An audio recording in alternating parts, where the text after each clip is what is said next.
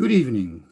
My name is Hanko Jurgens of the Duitsland Institute Amsterdam, one of the organizers of this event for which registered more than 150 people. A warm welcome to you all. Also a warm welcome to Frank Biess, Professor of Modern European History at the University of California at San Diego. Modern techniques bridge only 8 hours. It's 8 hours earlier in San Diego now. So it's 10 o'clock in the morning, and it's great that we can be together in this way, although it's sad that we are not joined in Amsterdam. We planned this meeting several times, and we're happy that we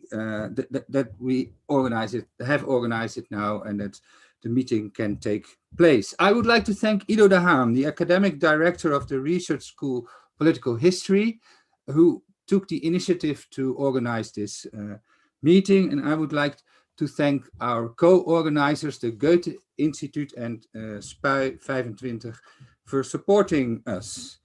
When talking about Germany, one often sees two faces.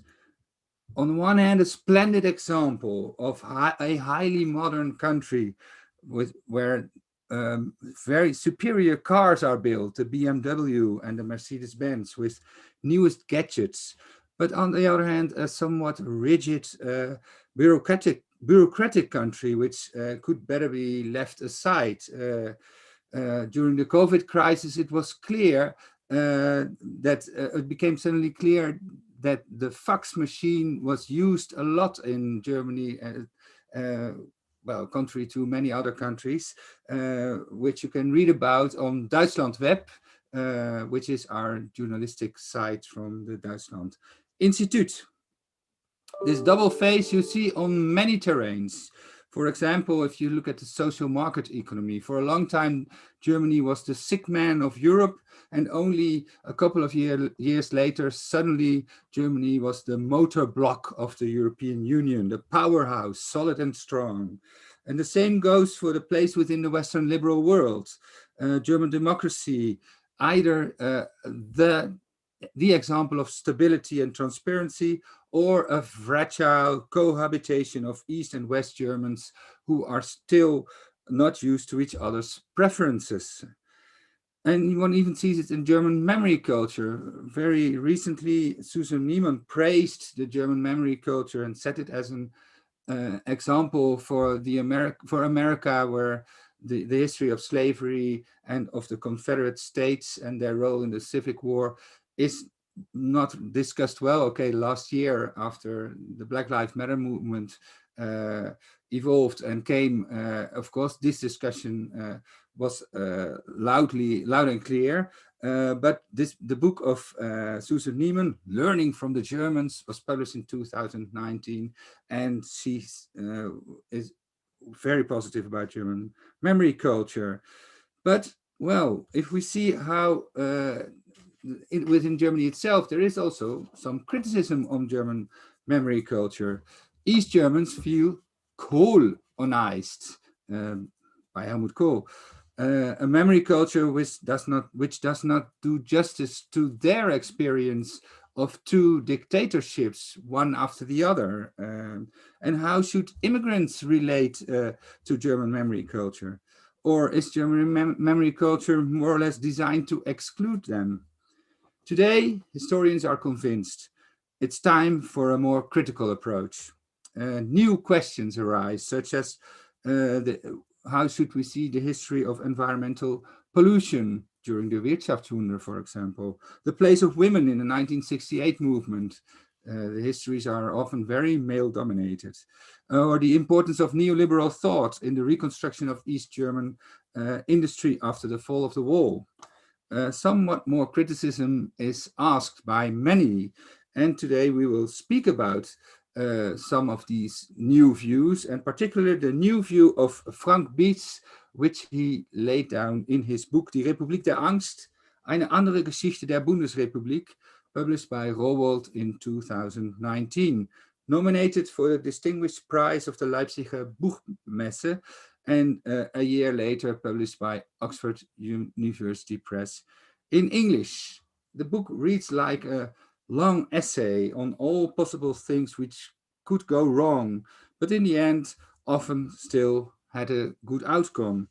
But I think it's very interesting and very important also, in the sense that he discussed the dynamics of fear, anger, hatred, and violence, for example, but also the dialectics of the left wing and anger, left wing emotions, angst, of the left wing angst and the right wing angst.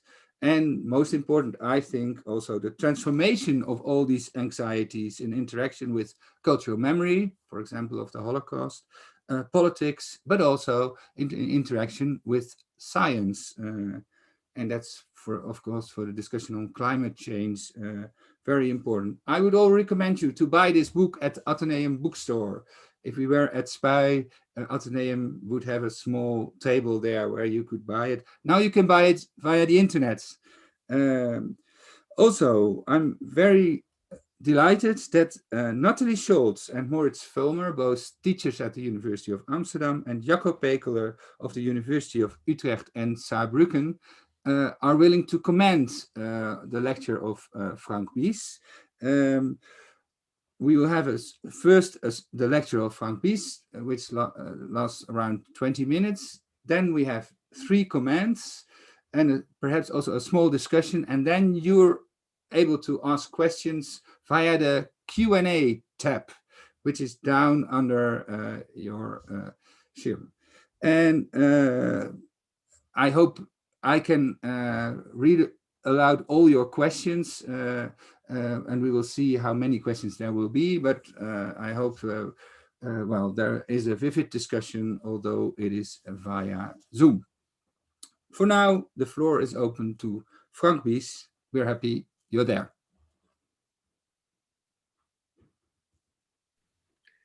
Yeah, good evening, everybody from Southern California, and thank you to Ido van Haan and Hanko Jürgens for organizing this event. We had to reschedule it repeatedly because of the pandemic. I'm very sorry that I cannot be there in person. My son is a student in Amsterdam, and he tells me that SPUI is a really cool venue. So I hope that there'll be some other opportunity for me to actually be there, but for now this is the second best option. Thank you also to Jacco, Nathalie, and Moritz for providing comments. I can tell they're already sharpening their knives and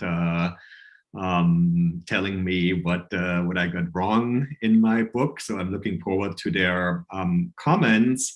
And thank you for tuning in tonight and taking time from your busy schedules to listen to my talk and our discussion this evening. So as Hanko already said, I will mostly draw on my recently published book, Republik der Angst, or then in English, German Angst, Fear and Democracy in the Federal Republic of Germany.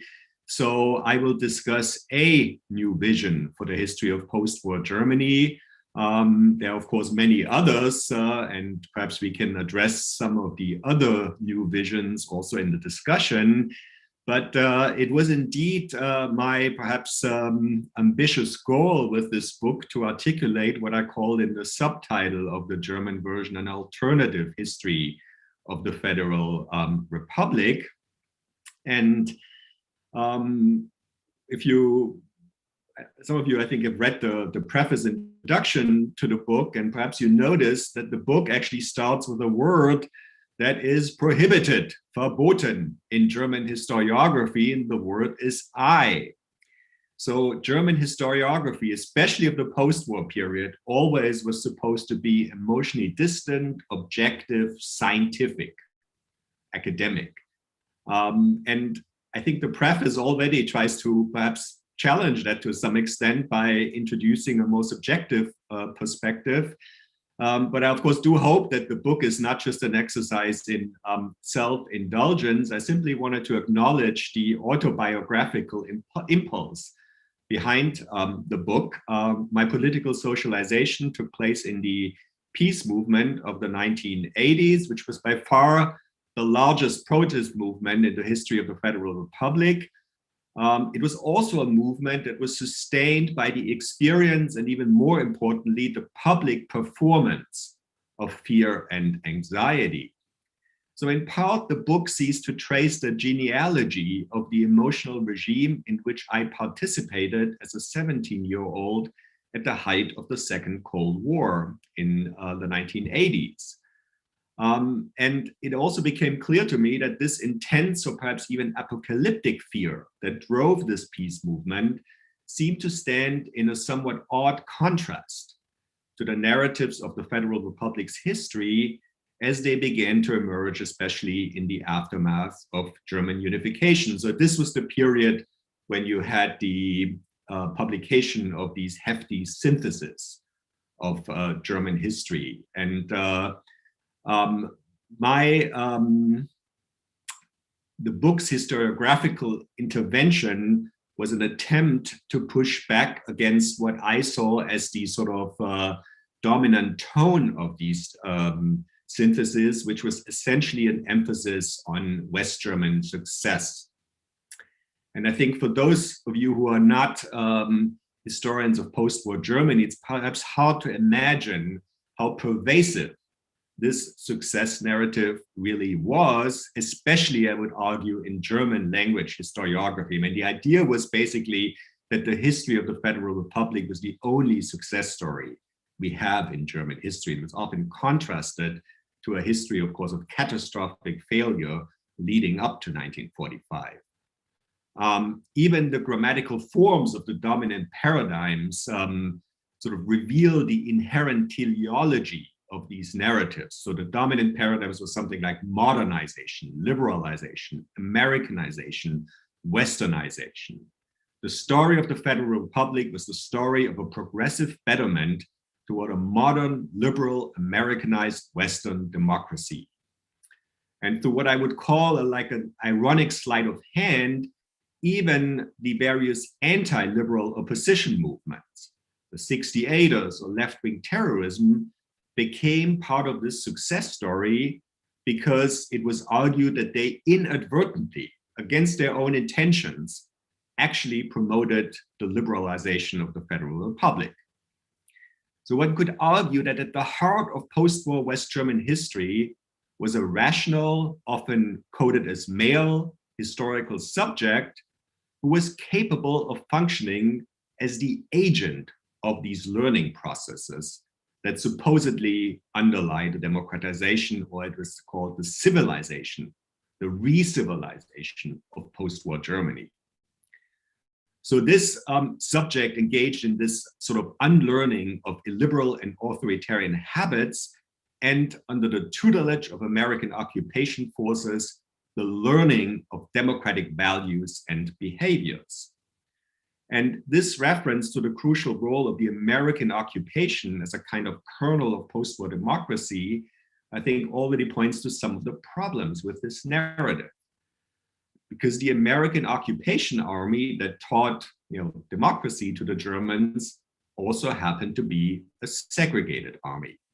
The US military was actually not desegregated until 1948. And of course, the legacy of segregation was present much longer. And I think it's sort of interesting that this is actually a factor, the fact that the American occupation army was a segregated army is something that you would be hard-pressed to discover in most of the German literature on the occupation.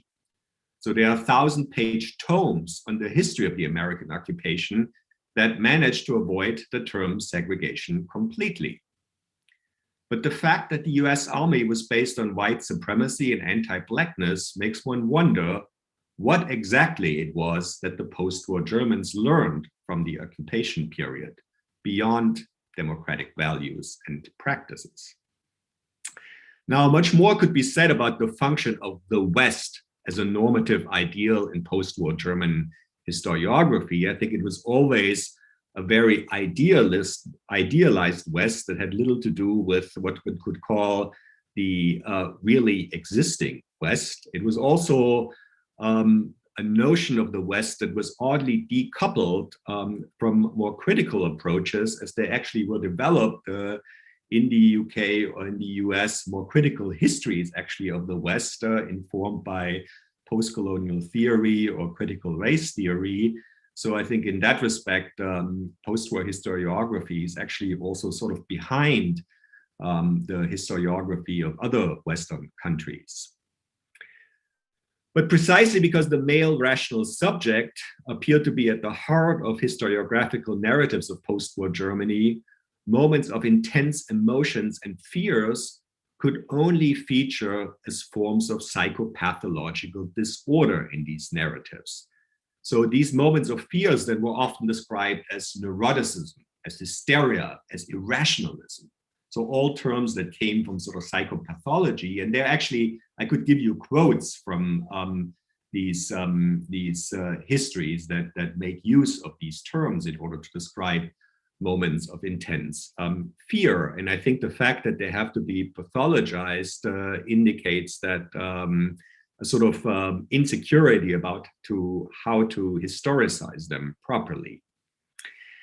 Now, it of course would be preposterous on my part to claim that these historians who wrote these success narratives got it all wrong, and now Biess arrives and tells the correct story. That's not what I would like to argue. I think this historiography actually provided much needed explanations for the traumatic transformations of West German society. I mean, it's important to remember that West Germany now, or Germany now, has a very long history. It's almost as long as the history of Imperial Germany, the Weimar Republic, and the Third Reich taken together. And during this period, of course, German society changed dramatically, but without the dramatic ruptures and upheavals that were so important in previous periods of German history. And I think these sort of transformation stories were very good in sort of capturing this sort of incremental, gradual change. But these success histories of the Federal Republic were very much also written with the benefit of hindsight. That is, with the knowledge of how things have turned out. And this, of course, was an epistemological position that West German contemporaries did not share, because their own experience of fascism and genocide, of total war and total defeat, made them very much doubt the prospects for peace and democracy. And my book really tries to take these contemporary uncertainties and anxieties seriously and turn them into a starting point for an alternative history of the Federal Republic. So in a way, the book tries to give post-war Germans what we all have, and that is an open future. We don't know what the future will hold for us, and many Germans in the post-war period, of course, didn't know that either.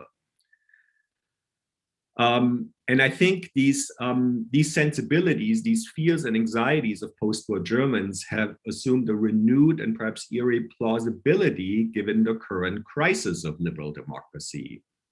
So I think much like post-war Germans, we have a renewed sense today of the fragility and contingency of liberal democracy, of the fact that political developments can turn into very unexpected directions very quickly.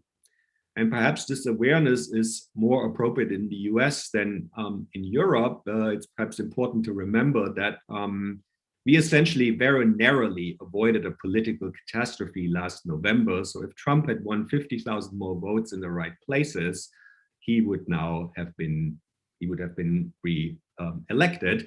And it's probably true that this book was also written from an American perspective, in the sense that it was informed by this crisis of democracy during the Trump years. And perhaps I projected some of this sense of crisis also onto my view of the history of the Federal Republic. So the book tells the history of the Federal Republic not so much as a linear story of success, but more cyclical, as a series of cycles or crises of fear. And it identifies in post-war German history what this historian Reinhard Koselleck has called repetition structures. So certain patterns that keep repeating itself. And if you do that, then it's sort of more difficult to tell a sort of linear upward story. And let me just highlight three of these particular repetition structures that I've discovered in the history of post-war Germany. The first one is a peculiar discrepancy between the imagined futures and the lived reality of West Germans. So the history of the Federal Republic was also the history of successive catastrophic scenarios, of retribution by Jews and enslavement by occupation powers in the early post-war period, of nuclear war during the Cold War, of economic or environmental collapse, of a new authoritarianism either from the left or from the right. Now, these imagined future scenarios had different temporalities. Some of them appear to be located in the more distant futures. Others seemed more like imminent threats. But as the historian Joachim Radkau, he's written a history of the future in the post-war period. He argued that these future scenarios actually gave West German history a kind of drama and excitement that the actual history of the Federal Republic often lacked. It became kind of predictable, the story of kind of linear progress. Moreover, these sort of scenarios also had one thing in common, namely that they did not become true, at least not in the ways in which they were imagined. But I would argue it was precisely this catastrophic consciousness, this discrepancy between an imagined catastrophic future and a relatively benign present that shaped the horizon of expectation of West German society. The second repetition structure would be an intensifying dialectics of right and left-wing fears, which remained deeply intertwined and mutually reinforced each other. This is, I think, because the Federal Republic lacked a foundational consensus, like perhaps the American or the French Republic. And as a result, the Federal Republic experienced for much of its history a kind of intellectual civil war. That is, both the political left and the political right accused the other side of wanting what was called a different republic. The philosopher Jürgen Habermas famously stated that it took him until the 1980s to really believe in the irreversibility of the Federal Republic's democratization, namely when he realized that the conservative Kohl government did not inaugurate an authoritarian transformation. But I think this anxiety over West German democracy is not very well represented in narratives that tell this story of progressive and rather linear betterment. And finally, a third repetition structure, a dramatization of politics that featured the persistent search for scapegoats. Now, as a Rechtsstaat, a state based on the rule of law, the Federal Republic was, of course, very different from the Third Reich. But the practice of creating consensus by ostracizing others, excluding others, radiated into the post-war period and manifested itself in the construction of a series of others as fear objects. So it starts with displaced persons, with recruiters for the Foreign Legion who kidnap young German men, with subversive communists, terrorist sympathizers, Turkish guest workers, all the way to today's asylum seekers and Muslim refugees. Now here I would like to already concede one weakness of my book. It treats these subaltern groups mainly as objects, not as subjects of fear. The subaltern definitely do not speak in my rendition of the Republic of Fear, and the book really tells the history of what you could call the after effects of the former National Socialist Volksgemeinschaft, the national community of ethnic or racial community of ethnic Germans. There's a story to be told, a book to be written about the fears of the others, about the emotional lives of minority groups. And I think my colleague Benno Gammel has written an example of such a story, a history of the emotional lives of gay men in West Germany. But in this book, I simply lacked the linguistic abilities, the source basis, and perhaps also the conceptual vision to write such a more integrated history. This remains a task for the future, I think. The book also draws on a newly conceptualized history of emotion. Fear seemed to be particularly well suited to illustrate post-war Germany's specific temporal structure, namely a future that remained informed, even determined by shifting memories of the past. There is no universally agreed upon definition of fear, but it's clear that it's essentially a future-oriented emotion. We fear something that we do not like to happen, but think is likely to happen in the future. And these fears are often also informed by memories of the past. So the book makes use of the extensive historiography on memory in post-war Germany, but reads memory not primarily as a retroactive category, as a way of making sense of the past, but rather as a prospective category, as well as shaping anticipations of the future. And it's this enduring significance of a catastrophic past that I think gave post-war German fears also their specifically national inflection. So the book also has perhaps a certain retro quality as a rather unapologetic national history. It seeks to show how and why the nation remained a central experiential category for post-war Germans, and defined the ways in which they located themselves in past, present, and future. Now, there's a very popular argument that German nationalism somehow disappeared after 1945, but this actually strikes me as one of the myths of this success narrative.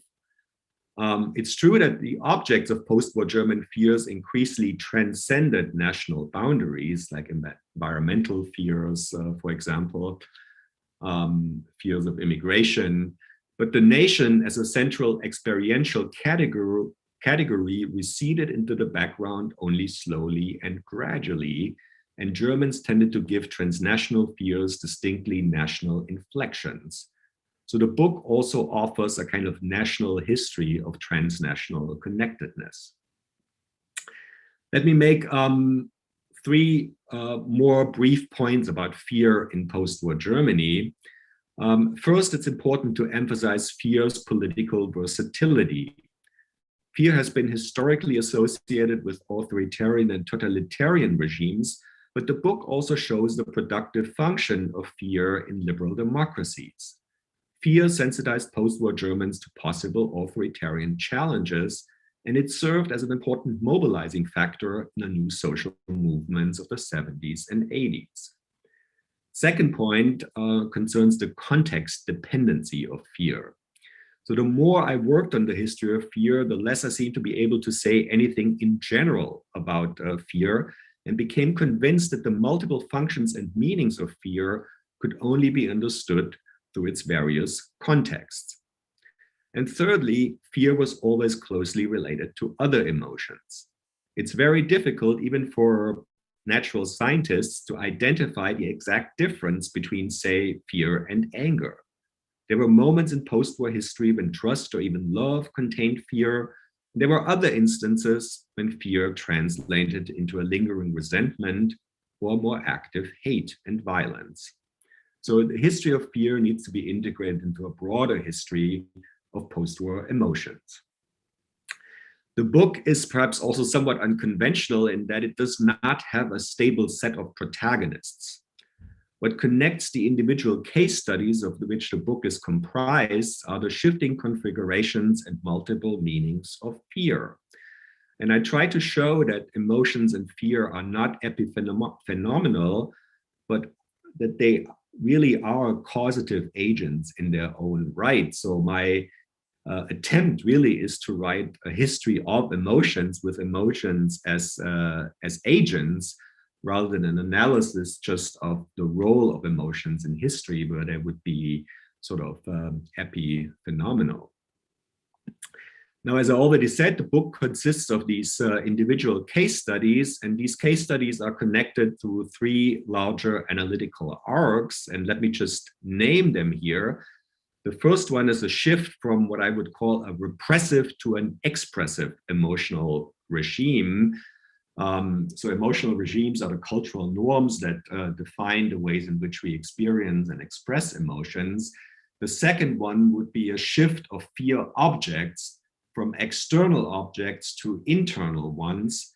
And the third one would be a shift in the political function of fear from the containment of fear from above to the mobilization of fear from below.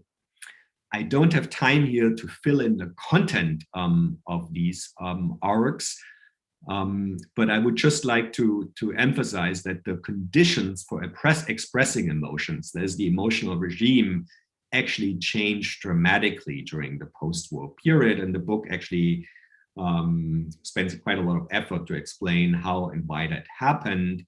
Also, the objects of fear and the political functions of fears changed dramatically. So the argument is to show that fear actually did have a history in the post-war period, and that this emotional history was dynamic and changed between the 1940s and the present. The book ends with an analysis of contemporary fears. Here too, the nature of fear changed dramatically. Contemporary fears of climate change, of migration, of financial collapse lack a concrete location. In the case of climate change, they even lack a sort of cataclysmic event. These fears are increasingly deterritorialized. I think the current moment is defined by a dialectic of competing fears: climate change on the left, immigration on the right. And this, of course, has a longer history in the history of the Federal Republic. And I think what defines these new populist movements of the right is that they make the indeterminacy of globalized fears more manageable by identifying certain fear objects, by projecting these fears on specific groups as scapegoats: Muslims, refugees, increasingly even again Jews.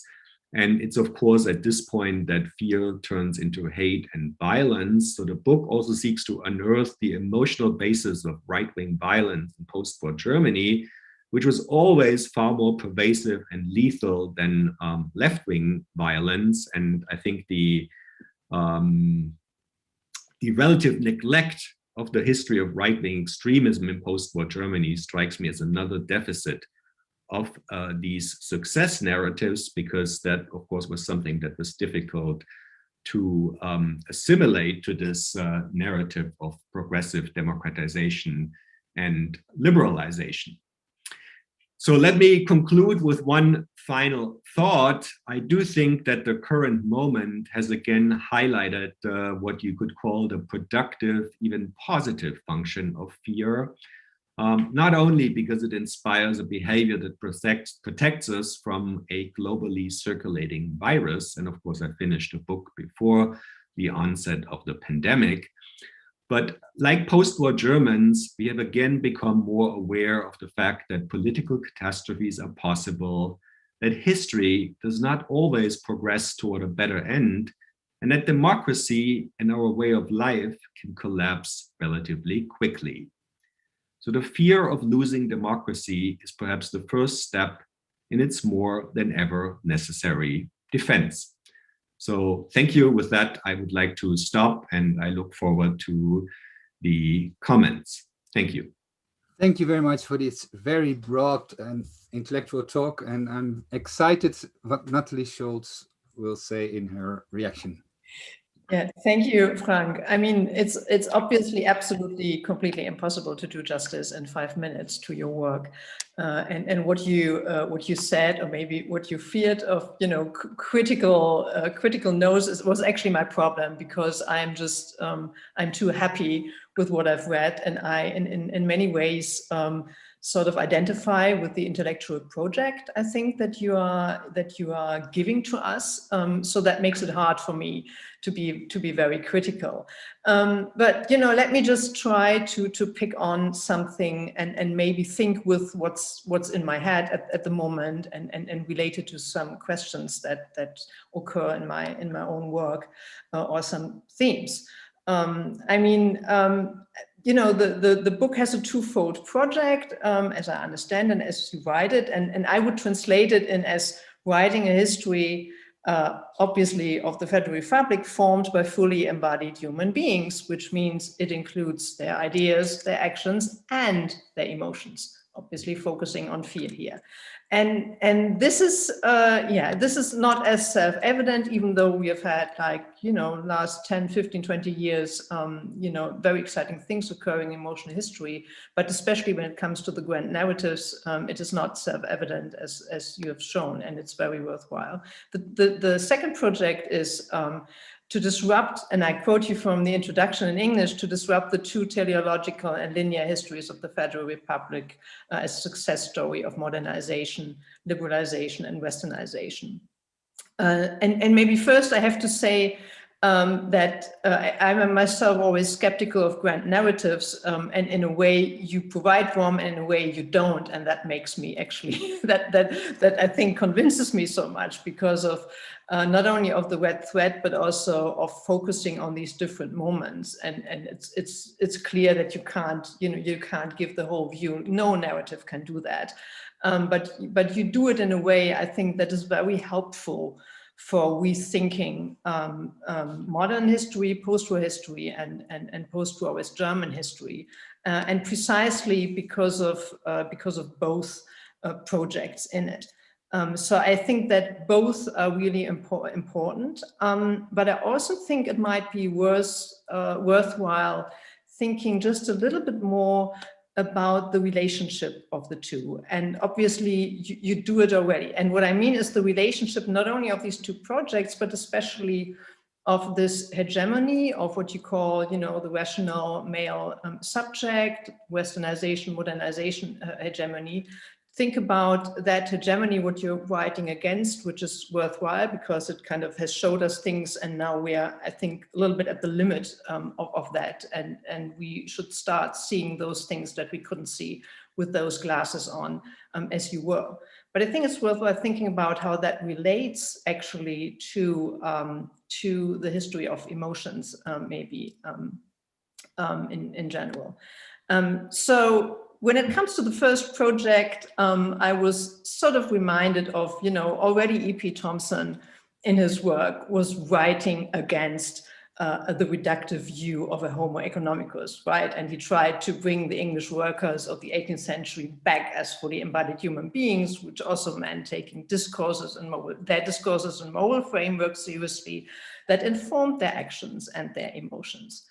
And it should be self-evident that such a history is especially useful if we want to better understand the social and cultural dynamics of democracies, right? Where there is no given authority that that puts a halt on certain ideas and action and so on. So we have to do with what we have, which is the multitude of all the different experiences and emotions. So your book certainly makes a convincing case that the articulation and mobilization of emotions in the political realm is not in itself good or bad for democracies, right? I mean, it's what we have to do. It's always part of our action. And how it works out in the end, as you also just presented, depends on the context and the specific narratives. So such a history of political emotions adds in a way to decenter the subject, right? It reminds us of the fact that we cannot always choose what we are passionate about, right? We can adapt and react to new experiences, we or the social actors and their perceptions, and take responsibility. So democracy is certainly not the result of any preconceived development, and there's no simple model for how to do it right or how to prevent political catastrophe. And this is, I think, a book like yours certainly reminds us of, and that was its aim, and I think it works beautifully in a way. Although you still use democratization, but that's maybe not the most important question. And I always think, what does democratization actually mean? But that's a different question. So this is really useful also because models, as Walter, belief in models, as Walter Benjamin wrote in 1939, produces a view of history that lets us be astonished about the fact that certain things are still possible. And this, how can we be astonished that certain things are still possible? Somehow we must have overlooked stuff. And that's basically what he says. And such a history, I think, makes it easier to not overlook the complexities of culture and of human actions and affects. But it is precisely the tendency to write these human realities out of many histories, and especially out of the grand narratives that I find interesting. And maybe it's gotten less so, but the grand narratives they have trouble catching up in a way. So this dominant narrative of the post-war success story of the Federal Republic certainly has a peculiar shape and background, but I would also say this emphasis on rational action and mistrust of emotion can be seen in other historiographies too. I do think it's something that is specific for the views of the post-war period, right? I mean, if you look to France, you have a similar thing, and you also have now people who are pushing back at this. And so this is, Hanko, do I still have some minutes? How do I do? A little bit. So let me just make this one point maybe. So I've been teaching a course on the concept of the West for some years now, and discussing different texts. And in a way, and so if I miss something in this aspect, this is because of my, my specific interest. But it might be worthwhile thinking about how, not only in Germany, how the concept of Western civilization in the US, in the relationship with Europe, in European countries, actually became strong again. I mean, it emerged at the beginning of the 20th century in the way that we know it, and became especially strong after the Second World War. And I do think it's worthwhile thinking about that idea, the way it was promoted, as in itself something that we might need emotions to make sense of it, right? Patrick Jackson has pointed to the fact that the West was always coupled with decline historically. Spengler and his Untergang des Abendlandes was a reaction to the First World War, but even earlier it came on at the first crisis moments of colonialism. So and let me just end with this, small thought, also taking Paul Betts' recent work, right? When you say that the US was a segregated US, but the Western countries, including France and the Netherlands, right, the Western neighbors were recolonizing shortly after the Second World War. And I think you've started, and you are part of people trying to do this work of understanding what that actually means in terms of the ways that we look at our own history. And so, let me just say, I do think that it's worthwhile thinking about that concept, and maybe also, in addition to nationalism, there is some overlap in self-understanding, and what are the effects of that overlap? Whereas we now know that the West sometimes still resonates with whiteness, right? And what does that mean, and how did that work in the post-war period? Okay, thank you very much. I would ask Moritz Wilmer to react as well, and I'm very curious. Yes, well, thank you very much, and it's good to have you here, Frank, or as close as it gets these days. Also, I'd like to say that I very much agree with the critical thrust of your work. So I don't like these success stories and arrival narratives either, but I also think you have something very sort of pertinent, sort of positive to offer in your history of fear, which I think is a highly recommendable book. So having said this, I'd like to play devil's advocate a bit, because otherwise, also in the interest of debate, we'd just be 3 people sitting here, 4 people nodding at each other in mutual agreement. So, and my starting point that I'd like to argue against a bit is your chapter on the 1970s by the title of Ubiquitous Fear. So, and where you foreground the psychotherapy boom, which in a sense brought fears to the fore, terrorism and the reaction to it. And then the subsequent chapter is entitled Apocalyptic Fear on the 1980s. And it's a lot about the environmental and peace movement. So the question I have is, what of the West Germans who don't actually fit into this picture of an angst-ridden society? I could think politically of the more centrist social democratic and Christian democratic voters, so people who are neither very clearly on the left nor very clearly on the right. Socially, I could think of unionized workers. It's no question an increasing amount began to fear for their jobs in the 1970s and 1980s. Still, jobs were safer at the time, and early retirement schemes and so on quite generous. Low mid-level civil servants, also female part-time workers, for instance. Culturally, in terms of leisure practice, I can think of, West Germans in the 70s and 80s on the beach, in Mallorca, in Holland, as they like to call the Netherlands, in the sports stadiums, the sauna. I was thinking of, an unfearful place in the 70s and 80s, a sauna. There's a whole literature of how, displaying your body, especially unclad, has, triggers fears, not so much for millions of West Germans who went to the Saunalandschaften as they mushroomed in the 70s and 80s, somewhat to the bewilderment of foreign observers, demonstrating behavior that would, get you in jail in other countries. So these are all groups that are rather unfashionable. They're not very exciting. They're not great for a historian's career. So you wouldn't advise a junior scholar to write their PhD thesis on these aspects because it's a hard sell. But I think they're very important and numerous. And lastly, I think it's not just to be contrarian. I think it might have repercussions for the very topics that you are interested in. For instance, I was thinking about the fear visions, the fearful visions, the fear rhetoric of the anti-nuclear and peace movements. So of course, granted, no question, these people generally had these fears. They didn't just pretend. I think there's a very strong case to make for that. But I think in part, it was also in order to motivate the West German mainstream to share their fear. I think it had a strong tone of, we are on the brink of nuclear Armageddon here, and what do people do? They watch a Rudi Carrell show on a Saturday night. They plan their next Mallorca holiday, and in between they vote for Helmut Schmidt or Helmut Kohl, two, bad alternatives from the vantage point of these movements. Another thing I was thinking about was the neoliberals around 2000 especially, and they had an undertone, actually not just an undertone, they often said so quite explicitly. Germans, apparently most of them don't really care about the fact that our country is losing its competitive edge.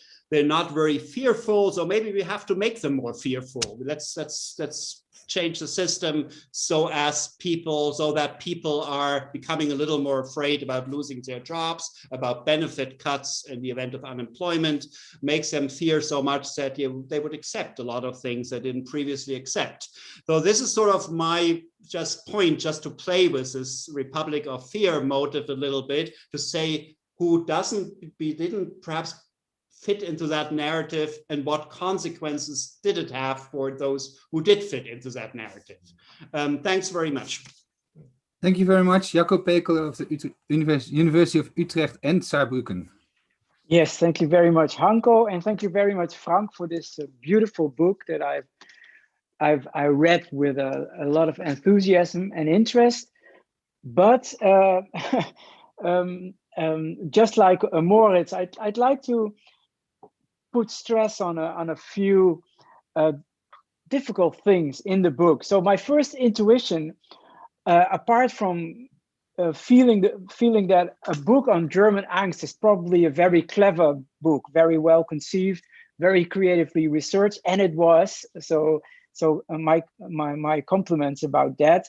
And I like the angle of the story of emotions, as you explained it, also the way you do this specifically. I was inspired by it, but I also have the feeling,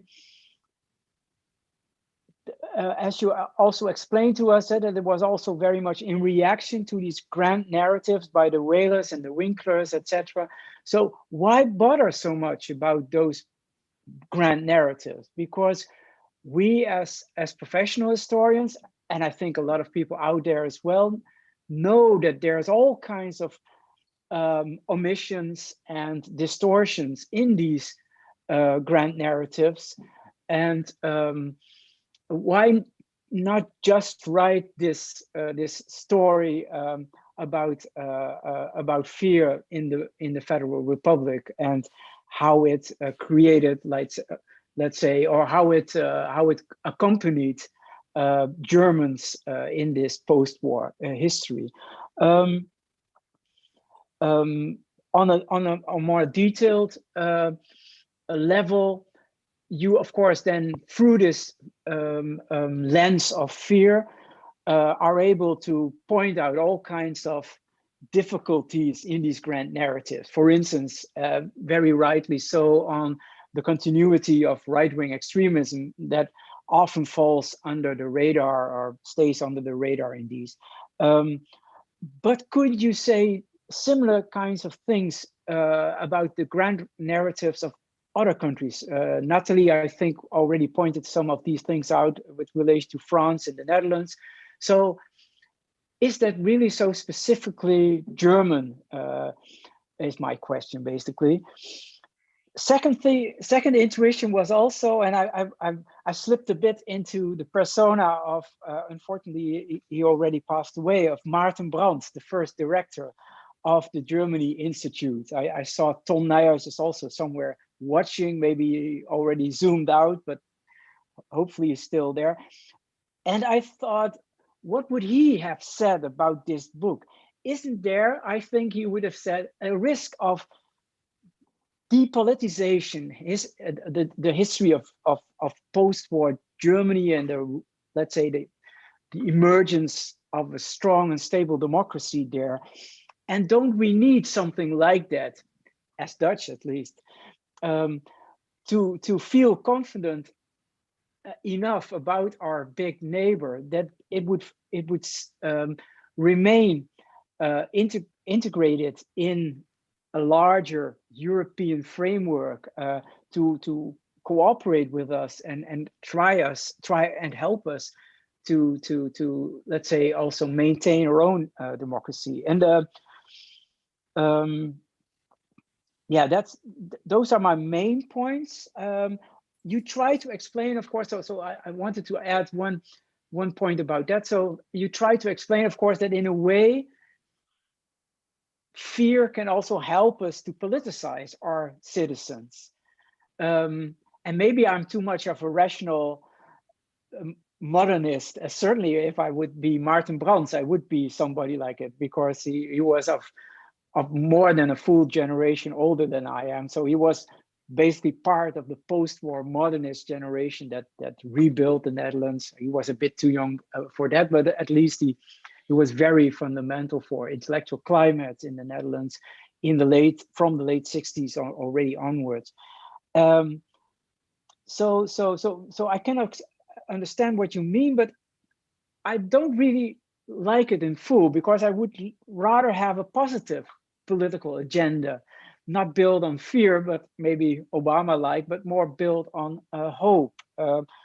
And then the last final small point, because I really like and find it important what you say about right-wing extremism also nowadays, simply to know your opinion about it, or your view on it. How does identity politics and identitarianism fit in this problem that we have nowadays with right-wing extremism, and how does the fear part come in there in your view? Thanks very much again for this interesting chance to engage in this kind of discussion on this important topic. So thanks very much. Thanks for all three commentators. Frank Biess, you want to react? It's difficult, I think, but perhaps you have 2 or 3 points which you want to make. Oh, you have to unmute. Yes. I would need a long time to respond to all of these excellent comments and suggestions, and I hope I'll make it to Amsterdam at some point so we can sit down in the evening over a beer, a glass of wine, and discuss all of these things. So already my apologies if I can't address all the really interesting points that you've mentioned, but maybe one comment that refers to perhaps all 3 comments is that, of course, narratives are heuristic devices. They allow us to see certain things and they obscure other things. And my sense was that the existing narratives, they were productive. They allowed us to see some things, but they also, were hiding other aspects. And of course, the same is true for my story, right? That it brings into view certain aspects of post-war history, but it doesn't capture other aspects, that Moritz has very rightly pointed out. And I certainly would not want to argue that, all Germans were captured by apocalyptic fears or so. What I'm trying to do is just to sort of bring out aspects of post-war history that other narratives have not captured, and that assumed a very important sort of public presence, right? And of course, this was always contested. I mean, you mentioned, Moritz, the centrist Democrats. I mean, Helmut Schmidt, of course, was an adherent of the post-war emotional regime. He hated emotions. He hated fear. He was deeply uncomfortable with all of this. And this, of course, persisted as well. It's just that there was this other emotional regime emerging as well that sort of challenged this kind of view. I mean, and that's what I'm trying to say, but it's of course not, the other one didn't go away. Let me just maybe make one comment about each of you. Natalie, you said one thing that actually made me pause, and it sort of brings out, I think, part of the framework also of this book. You said, we cannot choose what we're passionate about. And I think this sort of points to sort of two different frameworks for writing the history of emotions, because one is a sort of more psychoanalytically informed one, the political unconscious. We act in ways that we're not really aware of.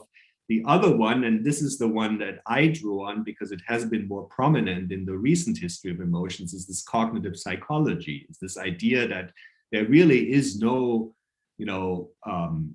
contrast between emotion and reason, that they're much more deeply intertwined, and that actually we can decide what we want to be passionate about. So that this is also something that's accessible to cognitive control. But I know that this is a sort of ongoing debate, and I'm very sympathetic to everything else you said about the European dimension. There's this new book now that I haven't read by Tyler Stovall on the history of white freedom, the link between whiteness and this idea of democracy. I think this is all important work that we have to somehow assimilate. And I think, Moritz, another thing you said about the sort of strategic use of fear, this is of course also very true. Although you also said something, there's this difference between having fear and pretending to be afraid. And that, of course, also points to a sort of key methodological problem of the history of emotions, because we cannot look into past historical subjects. We don't know what was going on within them. But here I just follow this idea by William Reddy, who says that the articulation of fear actually is integral to the emotion. So really, we can only study emotions that are articulated in some way. That's why I'm also skeptical about psychoanalysis, because there the idea is you would see something that people actually cannot articulate, and how are you going to go about that, right? And then finally, I also thought it was interesting that you pointed out the quiz shows as a site of normalcy, but you maybe have seen this documentary on Hans-Joachim Kulenkampff and on quiz shows in post-war Germany, and how this sort of dark underside of German history was always present there. There's this semblance of normalcy, but underneath it constantly is this sort of lingering presence of the past. The guy who brought Hans-Joachim Kulenkampff his coat, the butler, he actually used to be in the SS. He was a perpetrator. And there were all these sort of weird jokes about Germans on the Eastern Front and the Second World War. So I find this very fascinating. And I think, Natalie, your article at VW goes in the same direction to sort of show the persistent undercurrent of this kind of lingering fear and anxiety, even when there is a sort of semblance of normalcy. And finally, Jakob, why bother about these narratives? Why not just tell the story and ignore it? Well, they you know, I mean, on the one hand, they were tremendously influential, not just intellectually, you know, they were funded with huge amounts of money, projects on westernization in Tübingen, which is actually really stunning. I mean, they have this project of westernization, and they really managed to completely ignore any sort of critical perspective on the West in this project. And I find that really almost unbelievable, but they managed to do that, you know, with, I would say, a considerable amount of ignorance. I'm sorry, but I find it hard to see that differently. And, you know, the thing with this, of course, is that I think in trying to write this book, I was probably more influenced by these narratives than I would like to admit, because in the end, of course, I also felt compelled to explain the success of the Federal Republic, because it's sort of hard to, you know, not see it as something ultimately positive. I just tried to do it differently. I said it's not because, you know, they all became these committed liberals and Democrats. It's also because of the constant fear and anxiety that it actually could go wrong, right? So that this was actually, ironically, something that contributed to the success of the Federal Republic. And in terms of your own view of fear, I guess here we'll just have to disagree, because I really do think that fear is not inherently bad or good. It really depends on the context. And, you know, the anti-nuclear activists who Wehler still characterizes as irrational, as sort of crazy, I mean, today their perspective appears like the rational one, right? Because we've abandoned nuclear energy in Germany, and their position is the mainstream. So that just shows that it's all, you know, about the context. And you know, I would have to ask you more about what you mean by identity politics. I know this is a very, you know, intense debate in Germany right now, and I would have to think more about how, you know, this issue of fear relates to that. So maybe we'll have to postpone that question for hopefully when we get together for a beer in Amsterdam. So I leave it at that, and, you know, maybe give some time for the audience to ask questions. Thank you. Yeah, I will collect some questions. First question I will ask is from Jean-Paul Schietekotte, if I pronounce his name well, Schietekotte, sorry. His question is about German repetitive fear for Nazism and compared to the fear for Stalinism in Russia. And he sees the return of the fear for Nazism in Germany as a positive thing, if one looks at Russia, where this discussion seems to be away. And he asked you how we could ensure that this historical consciousness continues to exist in the future in Germany. And then there is a question about critical race theory, but did you mention that, and could you elaborate on that?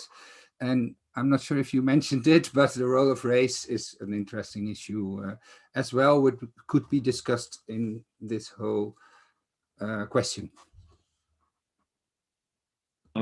Well, you know, I mean, the fact is probably that with the increasing distance to National Socialism, you know, the memory probably is at risk of fading. And I think that's probably part of the explanation for the rise of a new right in Germany, that this memory becomes less present.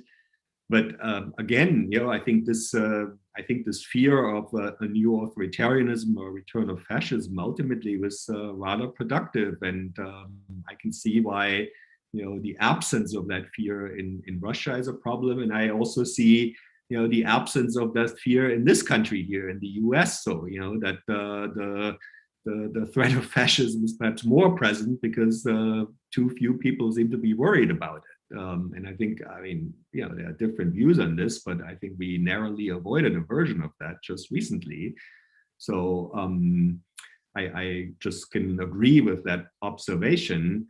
And yeah, this issue of race. So just in general, I think I see this also as a big deficit of the historiography of post-war Germany, that it has not really engaged with its category of race. I think there are all kinds of reasons for this. Ironically, we've discussed this just earlier. It's actually the very, I think, prominence also of Holocaust memory that has contributed to this, because it has given Germans the sense that, you know, we've dealt with the problem of race by confronting the Holocaust, but then race, of course, was always defined as the sort of biological Nazi version of race, and it didn't capture the sort of more colloquial racism, which was then sort of euphemistically described as, you know, xenophobia or hostility towards foreigners, which is, I think, a misnomer. And so I think this also strikes me, probably also in comparison with the historiography of other Western countries. I mean, the UK, maybe even in the Netherlands and the US, a real deficit in the historiography of post-war Germany is the sort of deep engagement with the history of race and racism. I'm not sure if you really answered the question how to ensure this historical consciousness to continue this is above my pay grade. If I knew the answer to this, I probably would earn a lot more money. There are two questions on international relations. One is from Casper about the fear of the Cold War, and he asked, and I think it's an important question, if there was a fear for the brother country, the GDR, in this period, or perhaps even a sympathy, as there was in the Netherlands, where there was a society for the Dutch GDR friendship. And Ido de Haan, my co-organizer, has a question on the role of fear in the international arena. Fear of rearmament, for example, or fear of turning away from the West, turn towards Russia, or a fear of economic hegemony, which was clear, of course, during the credit crunch. And Ido asked, how did these fears interact with German fears that they are actually quite scary?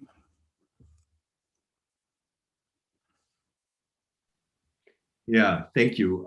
So I just want to make clear that I made a deliberate decision not to deal with the GDR in this book, even though in general, I'm very much a favor of having a sort of, you know, integrated East-West German history. My first book was a comparative history of East and West, but for me, it was really important to analyze the role of fear in a, you know, liberal democracy.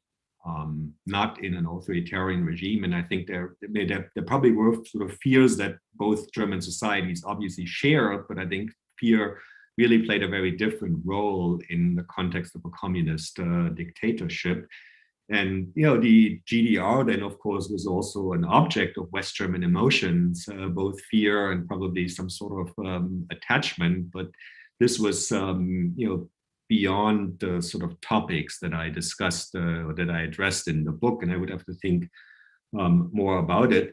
The same is true for Ido's question. I deliberately focused on, you know, German fears, not on fears of the Germans in international relations. I think there is some work on this now. That's obviously a very important topic, and it intersects probably in a way that, you know, Germans were also, West Germans were very conscious of their image abroad and how to shape that image. And, you know, of course, it was always designed to appear non-threatening.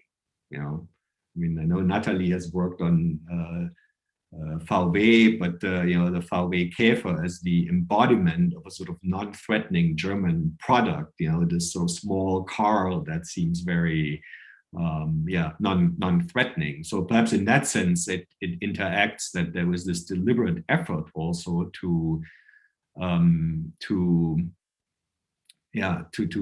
appear in a certain way also towards other countries. And then, of course, there is this concept of German Angst, where sort of domestic and international fears intersect, you know, that it's something that is projected from abroad onto Germans, that they're too fearful, that they're not willing to take on more responsibility in international politics. And it then is used by conservatives within Germany to, you know, critique the peace movement and to critique those who are in favor of a more, you know, cautious foreign policy. Yeah. Thank you. There's a question of Esther. She asked how changing social structures influenced feelings of fear in Germany, and if you could elaborate on the process of individualization, secularization, and globalization, and how does that fit into the narrative of the history of fear? So that's a large question, but I'm interested what you will answer. Yeah, I mean, this is, this is a big part of the book, that it tries to describe the sort of cultural change in relations to emotion, that by, say, the 1960s, this kind of skeptical attitude to emotions changed, and there was a sense that, having emotions is actually a good thing, and ultimately having and showing fear is a good thing. And this, of course, also was then related to new ideas about subjectivity, individuality. I mean, Moritz has written about this in really interesting ways. So I think that there's sort of new ideas about what constitutes a healthy subjectivity, that then also includes sort of expressive emotional subject, right? One that is able to express his or her fears. This then also is linked to new gender ideals. So women all of a sudden become the ideal of this expressive emotionality, and men try to adopt this more sort of emotionality that is coded as feminine. And then the last section of the book, of course, describes what happens in the process of globalization, that this distinction between internal and external fears really makes no sense anymore, because they collide, basically. That something like immigration comes from abroad, but there's also an internal fear object, and that in the process of globalization, these fears sort of lose their specific location. It's more difficult to address them because it's not clear where they come from. There's not like a nuclear power plant that you can go to and demonstrate to articulate your fear. You wouldn't know where to go to. And, as I then argued, this is, of course, what then, the new right then engages in this operation of identifying fear objects that give concrete objects to these sort of globalized fears. And this then, contributes to the transformation of fear into hatred against certain groups. Secularization, that's a difficult one. I think the book probably could have done a better job in dealing with religion and the changing position of the Christian churches and what that does to fears. I mean, I think, to some extent, the Christian churches actually take place in this, or participate in this emergence of a therapeutic society. And in some contexts, then priests take on the role of a therapist, could become a place where you could, articulate your feelings also. But I think there's probably more work to be done on this. And this is something that the book probably, does not address in a sort of comprehensive fashion, but it's an important question.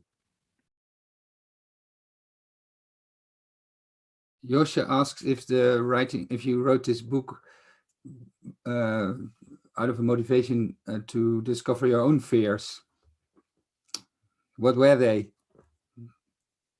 Well, I started with this autobiographical element. No, I mean, I didn't write this book as a sort of exercise in self-discovery. That would be, I wouldn't, I don't think my own subjectivity would be interesting enough to do that. But it was inspired by these sort of subjective experiences. And I thought maybe it's important to signal that, that it's okay to have that sort of, because obviously, I'm sort of believe enough in psychoanalysis that we all have these probably somewhat personal motivations for engaging with certain topics, if we're aware of them or not. But there was this sort of specific emphasis, I think, also among historians of the post-war period, to completely deny those personal motivations. Because, of course, if you look more closely, they could have also been, exculpatory and trying to sort of minimize your own implication in things that, you were not very proud of then in the post-war period. Think about the debate about, Wähler and his Doktorvater, who was deeply involved in National Socialism, about Martin Broschat, the head of the Institute for Zeitgeschichte, and it turns out then his Nazi pen pal. So I think, and there was this sort of deliberate gesture of being objective, rational, distant, right? And of course, this was a way also of then discrediting, say, historical writing by Jewish historians, because they were told that they're too emotionally involved in these subjects, right? Whereas, of course, the German perpetrators or the descendants of the perpetrators were not emotionally involved, or so they claimed. And, as Natalie said, maybe it's important for historians to remember that we're embodied subjects, as she said, with our own emotions.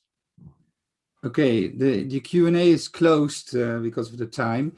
There are two questions which I can collect happily. One of Christian Wicke, who asked you to elaborate on the Sonderweg of fear, if that is an issue, because he says, well, the peace movement wasn't particularly something for Germany alone. We see, of course, a huge transnational exchange with the Dutch peace movement as well, and even with the GDR, I think.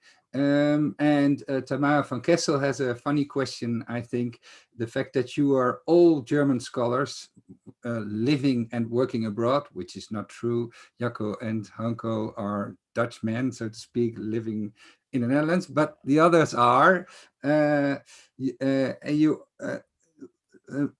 You also question more critically the grand narrative. Is this a kind of diasporic revisionism? Cool. So yes, of course, the peace movement was a transnational movement, and fear didn't just exist in Germany. I would make the case that the specific ways in which it was articulated then had a sort of distinctly German dimension. For example, this link to Holocaust memory, the idea of a nuclear Holocaust, for example, had a different resonance, of course, in Germany than it did in other countries. And so in some ways, this book, against my own kind of theoretical inclination, which is very much in favor of transnational history, I realized that I felt that this national dimension was actually rather important, in part because of the significance of a distinctly national commemorative culture in the post-war period.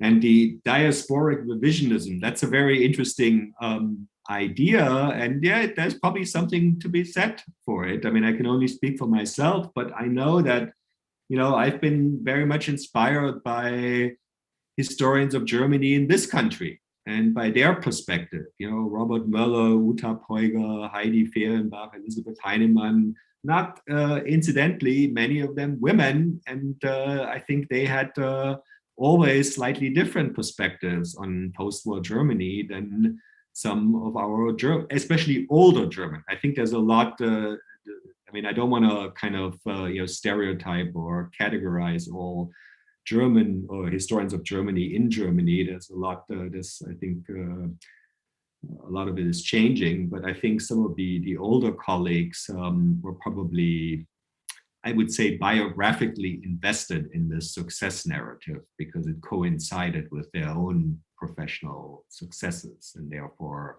maybe more inclined to have a sort of positive view of post-war history, or at least exclude some of the sort of more problematic aspects from their own vision of post-war German history.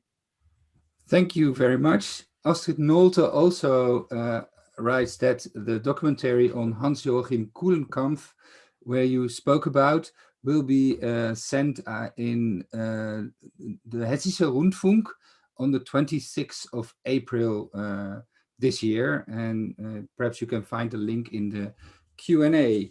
I thought it was a very exciting afternoon, very exciting with the masterclass as well as this lecture, in which you gave a new vision of German history, and we all could think about other new visions of German history, for example, the history of the environment, of the neoliberal thought, of gender, etc. And so we will have a lot of new histories. We didn't talk that much about continuity and changes since 1990 or 1989, what you want, which is of course also a very important topic. But I think we have a lot of food for thought to go home, and home is where we all are now. So thank you all, and I wish you a good evening. Yeah, thank you. Thanks for your questions and comments. Really appreciate it. Bye-bye. Bye-bye.